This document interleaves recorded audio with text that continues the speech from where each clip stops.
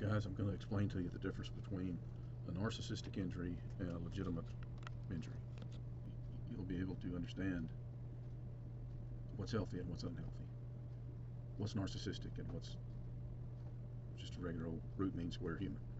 Opa and I looked at a lot of road jobs together, and looking at them means you go, if the job, but TxDOT has offices all over the place, and if there's a job on the interstate as it runs through Big Spring, you're going to talk to the TxDOT engineer at Big Spring, you know, if it's within a couple of counties either side of Big Spring. And then the next one to the west is going to be Midland, the next one to the west is Odessa, the next one to the west is Pecos, you know. So when we got extra hungry for work, we'd look kind of outside our regular area. And one time we looked at a job in Lubbock, which had a bad reputation of being hard to work for, so we normally didn't work there. But we had an appointment with the engineer. Lubbock's a busy district. Lubbock seems like it's out there in the middle of nowhere, but it's a big town, city. We had an appointment for 8:30, and we got there at 8:15 and checked in, and she said we need to wait till 8:30 because the engineer was busy, and Opa was fuming. He was an important contractor, and you were supposed to see him when he came in. You weren't supposed to make him wait. You know, I didn't have the language for it then, but I thought, well, what's wrong with that? He's just keeping his appointment. We are too, you know.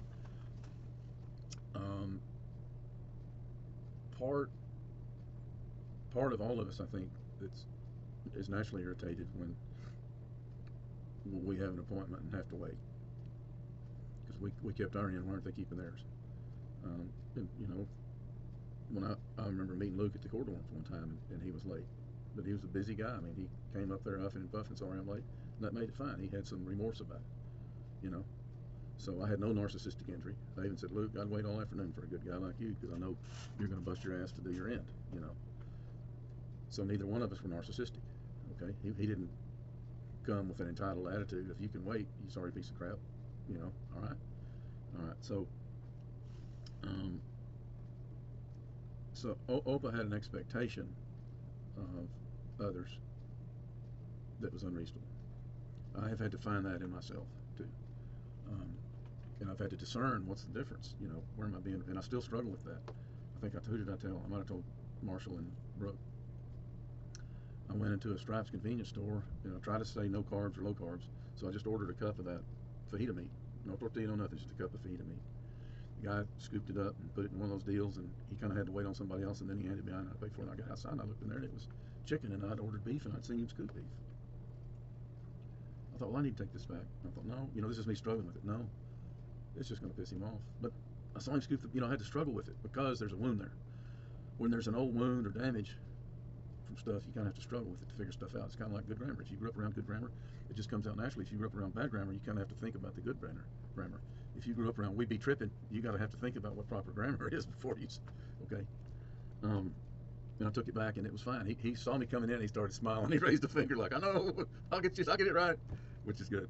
Now, before, in my 20s, I fussed at a restaurant because they charged me tax on the tip. In other words, I was with a group of people. We all got separate checks, but since it was over 8 people, they automatically put the tip on there. And just say my meal was $20, and the tax made it $21.60, and they charged me a 15% tip on $21.60 instead of just $20. That wasn't worth fighting over, and I made a big stink. That wasn't the real me. I felt ashamed when I left. I thought, Carl, but that's what I saw my dad do, so I was doing what he did. I was repeating the pattern. Another time, I made it real clear, listen, I'm never going to lunch with you again. The time he stood me up because I was 90 seconds late, unless you apologize and say it like you mean it, and he did. And I was way too late in confronting him. I was 40 and he was 60 something. I hit 57, 28. I was 40 and he was 70. But I was taught that he and Oma were the authorities never to be questioned, which is bullshit. They needed to be questioned. I was taught not to confront him, but I learned right there I could confront him, and he would get it, you know. But I shouldn't have had to. He was 70 years old, but he never worked on himself in that regard. Okay, he got by with it whenever he could. He got by with being narcissistic whenever he could. That was a narcissistic injury that made, I'm going to get Carl back. I'm just going to leave. You with me? That's a narcissistic injury. Versus a legitimate injury would leave you 15 minutes late or call you. Davy's narcissistic injury is best described by the using children as weapons. Okay, a narcissist has no shame for getting you back in ways that harm other people. And this is why psychopaths are narcissists. All psychopaths are narcissists. A psychopath kills people and doesn't care. Okay? So, and so narcissism is on a spectrum, and the psychopath is way out there at the end. Okay? Ernest's only wife, was narcissistic and she was a preacher's kid, and she was an organist for a church. But her whole life rotated around social, not making a buck. So she didn't understand Ernest had to work and didn't want to go out socializing every night. But if somebody didn't invite her to something she thought she should have been invited to, she was, quote, I'm going to get them back, unquote. That's narcissistic. It's unhealthy. The proper attitude is, gosh, I guess they're not as important to us as we are to them. We may, shift our priorities too. You don't have to get them back. But at first you can be injured, like we all are, and get pissed at first and then think about it. Debbie's was just the most crisp, clear example is when she didn't let Marshall go on the hog hunt with Abilene strains. They couldn't believe she didn't let him. So they said, can we call her in? They got on the phone and talked to her. And I said, what'd she say? They said, well, she said a lot, but basically what she said was, you didn't ask her first. I said, narcissistic. She was getting me back because I hadn't kissed her butt enough. That's a narcissistic injury. Very unreasonable on her part. Okay? But seeing that I wasn't invited to my son's weddings was very psychopathically narcissistic. It's, she had plenty of money for those weddings, money that came from me. Okay? So the boys' parents usually pay for the rehearsal dinner, and the girls' parents in our culture pays for the wedding. So whatever they used to justify that, it's crap. I gave her the whole house, all the furniture, all the oil royalty. But pretending I was a deadbeat was bullshit. Okay, but it's a narcissistic injury because you're not doing the unreasonableness that the narcissist expects. That's what makes it narcissistic. Opa and Debbie. Okay.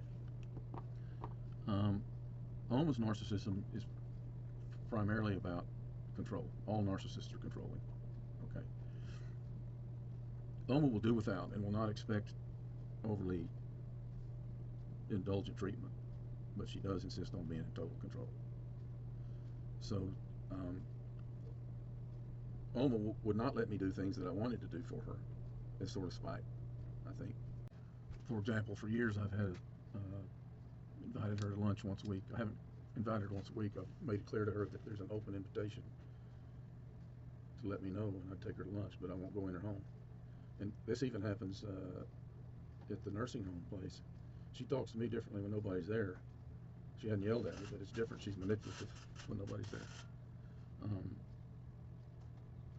But that's why I won't go in her home unless other people are there. But she's denied going to lunch with me for years. I've been abundantly clear that I'm available for that. But I'm not kissing her butt in the way she wants it kissed, so she's denied that.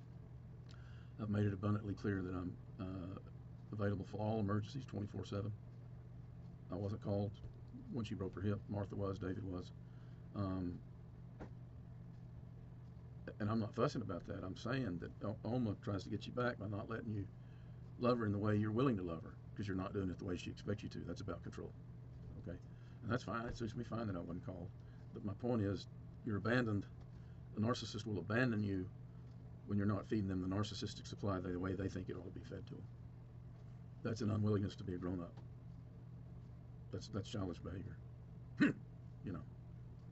Narcissistic. So Oma's narcissism is justifying her manipulation and control, and then being angry at you when you don't give it to her. That's her deal. The best example of that was when she punished Claire and Martha for coming to my visitation hearing, because she wanted them to gouge me, and Claire and Martha were seeing at that time how screwed up her mother was. They knew that was wrong. They knew what was going on. Oma and Debbie and Opa scheming together to alienate Carl. They were helping. My sisters were helping me, and my mother punished them. Why? Because they weren't going along with Oma's agenda. Her narcissism is in her need for total control.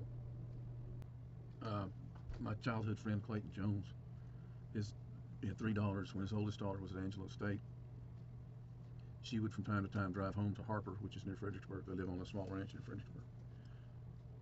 And her boyfriend lived 1 or 2 miles away from her parents on his own little ranch. And she'd swing by to see her boyfriend before she'd swing by to see her parents. I don't know any college kid who wouldn't do that. We always want to see our boyfriend or girlfriend more than we want to see our parents. Clayton blew a gasket. That's narcissistic.